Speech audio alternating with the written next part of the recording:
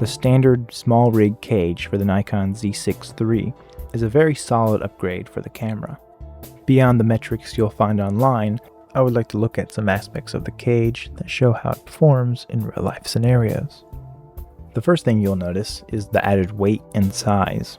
For large hands, it's much more comfortable than the stock Z6 III. The added weight is noticeable, but if you're using it for video, that shouldn't be too big of a deal and in fact may even benefit you. Using my own scale, I found that the camera, without a cage, weighs 769 grams.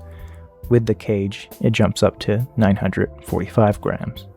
Attaching a lens to the camera, the respective weights jump to 1725 and 1900. And if you're buying a cage, you're likely going to put a few more attachments on the camera, and for me that brings it to about 2,490 grams. Altogether, it's a considerable weight, but again, if you're using it for video, that added weight adds fluidity and gets rid of small vibrations that would otherwise exist by your hands and the motion of your body. So it's a welcome addition. The cage also gives you access to a lot more ports.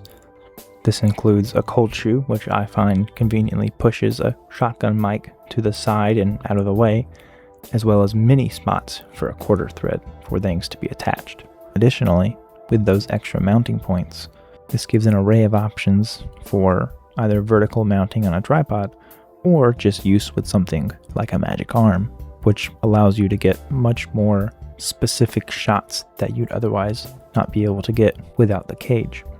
On top, there's an area to mount a handle onto.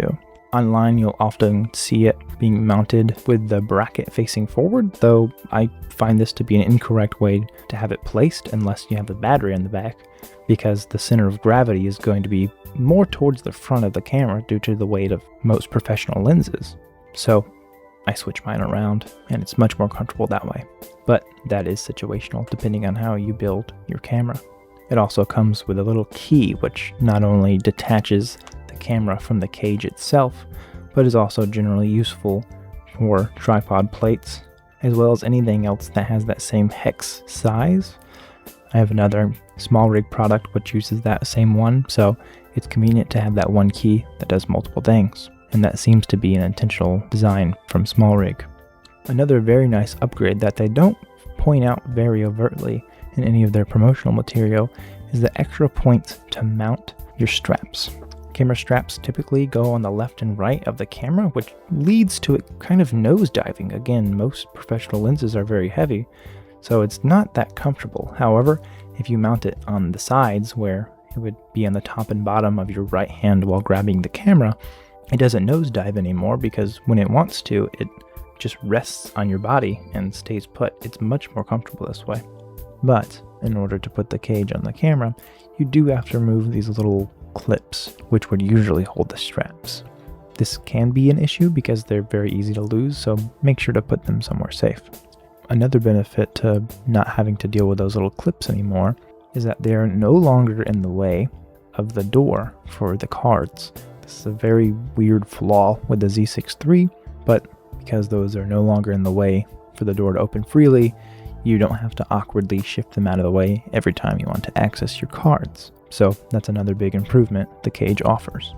There are some flaws and downsides that come with using this cage though. Firstly, as I previously mentioned, the added weight may make it too heavy for some situations, and one of those may be on a gimbal.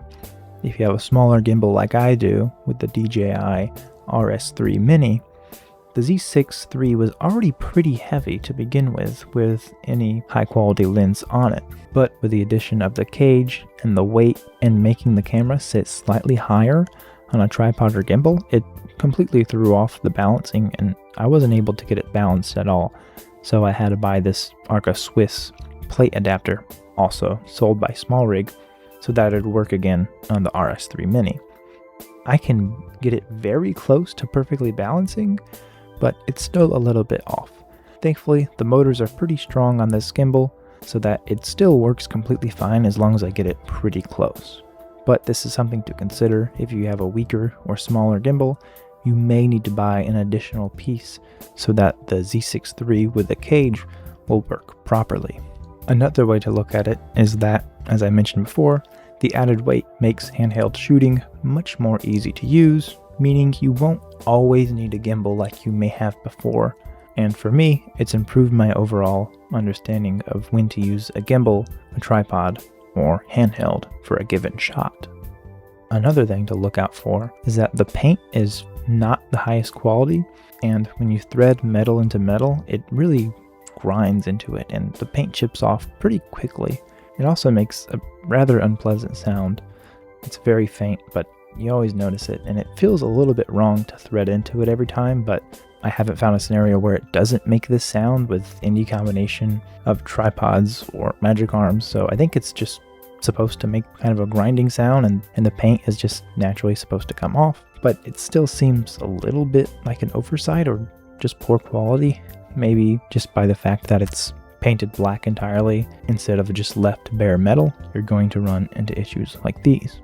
Overall, the Nikon Z6 III cage from SmallRig is a very good upgrade, and I would recommend it if you do any work outside of just photography, or if you have large hands and you like the added comfort on the side and at the bottom. It really pads out your whole palm and creates a nice overall grip on the camera. I hope you found this useful. Thanks for watching.